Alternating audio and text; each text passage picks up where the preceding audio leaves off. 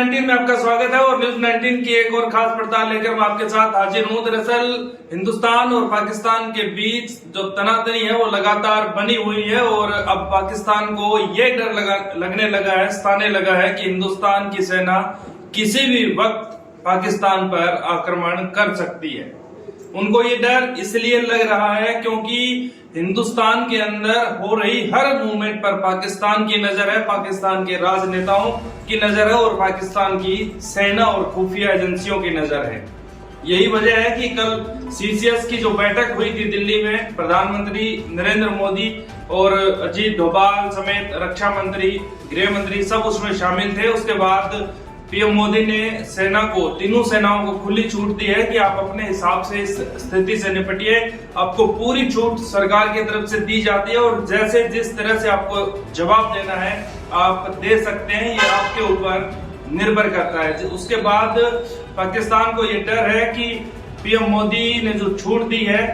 उसके बाद किसी भी वक्त हिंदुस्तान की जो सेना है, हिंदुस्तान की जो थल सेना है, आर्मी है, वायुसेना है या फिर जो खुफिया एजेंसियां हैं हिंदुस्तान की, वो उन इलाकों को टारगेट कर सकती है पाकिस्तान के जहां पर आतंकवादियों ने बंकर बनाए हुए हैं, वहां पर कैंप लगे हुए हैं और वहां से ट्रेनिंग वो लोग देते रहे हैं। इसके साथ ही भारत की अगर मैं बात करूं तो पंजाब के अंदर, क्योंकि अब गेहूं का सीजन चल रहा है, गेहूं की कटाई चल रही है और कुछ जो किसान हैं उनके खेत जो तारबंदी होती है बॉर्डर के ऊपर उसके पार है, तो उन बॉर्डर के साथ लगते गांव में भी ये आदेश बीएसएफ की तरफ से जारी किए गए हैं कि किसान जल्द से जल्द 1-2 दिन के भीतर जो अपनी फसल है उसको वहां से निपटा लें, उसको वहां से काट लें और निकलवा लें। उसके बाद स्थिति और ज्यादा बिगड़ सकती है। तो ये कुछ चीजें, ये कुछ बातें, ये कुछ पॉइंट्स हैं जिसको लेकर पाकिस्तान में भगदड़ मची हुई है। आलम यह है कि बॉर्डर के आसपास जितने भी मकान हैं या फिर जो आर्मी के कैंप हैं या फिर जो आतंकवादियों के कैंप हैं उन सबको वहां से हटा लिया गया है। हालात तो ये है कि घरों के ऊपर लगे झंडे, पाकिस्तानी झंडों को भी उतारा गया है ताकि बीएसएफ की और इंडियन आर्मी की नजर उन पर ना पड़े और किसी तरह की टारगेट किलिंग वहां से कोई निशाना ना लगाया जा सके। इधर भारत में भी जो बॉर्डर के आसपास जो गांव है वहां पर जो बंकर बने हुए हैं उनकी भी सफाई करवाई गई है। लेकिन यहाँ आलम यह है कि बॉर्डर के आसपास लगते गांव, खेत, ढाणियों से जो बासिंदे हैं हिंदुस्तान के, वो अपने घर छोड़कर नहीं जा रहे हैं क्योंकि उनको भारतीय सेना पर पूरा विश्वास है कि भारत की जो सेना है, भारत की जो आर्मी है, वो पाकिस्तान का डटकर मुकाबला करेगी और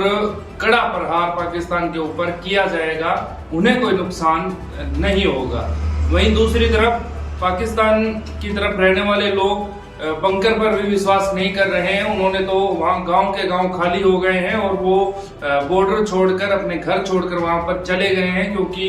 उनको हिंदुस्तान से, हिंदुस्तान की सेना से मौत का डर सता रहा है। खबर ये भी है कि पाकिस्तान की सेना से जुड़े हजारों सैनिकों ने और कुछ बड़े अफसरों ने, अधिकारियों ने अपने पद से इस्तीफा दे दिया है और ये इस्तीफा उसके बाद दिया गया जब उनको पता चला कि जो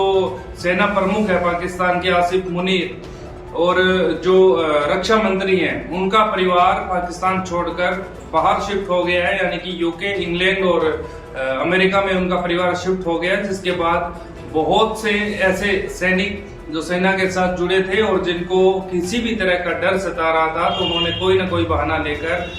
सेना से रिटायरमेंट ले ली है। यानी कि सीधी स्पष्ट बात यह है कि पिछले जो 22 अप्रैल को जो हादसा हुआ उसके बाद से पाकिस्तान के अंदर मूवमेंट तेज हो गई है। वो डर की मूवमेंट है क्योंकि उनको ये डर सता रहा है कि हिंदुस्तान इस बार केवल पीओके में नहीं बल्कि चारों तरफ से पाकिस्तान को घेरने जा रहा है और एक बड़ा हमला होगा। हो सकता है कि पाकिस्तान के कुछ शहरों को, बड़े शहरों को भी टारगेट किया जाए और जहां पर पाकिस्तान ने आतंकवादियों को शरण दी है या फिर जो भी सेंसिटिव इलाके हैं जहां से हिंदुस्तान को लगता है कि यहां से आतंकी देश के अंदर आते हैं, यहाँ से देश को नुकसान होता है, उन जगहों को टारगेट किया जा सकता है। आप क्या सोचते हैं कि पाकिस्तान के ऊपर तगड़ा हमला होना चाहिए या फिर जो आतंकी कैंप है पीओके की तरफ या पीओके के जम्मू कश्मीर के अंदर केवल उनको टारगेट करना चाहिए? क्या आप ये सोचते हैं कि ये सही और बड़ा मौका है जब बलूचिस्तान समेत जम्मू कश्मीर समेत जो पाकिस्तान ऑक्युपाइड कश्मीर है उस समेत तमाम उन इलाकों को हमला करके भारत के साथ मिला लिया जाए जो कुछ साल पहले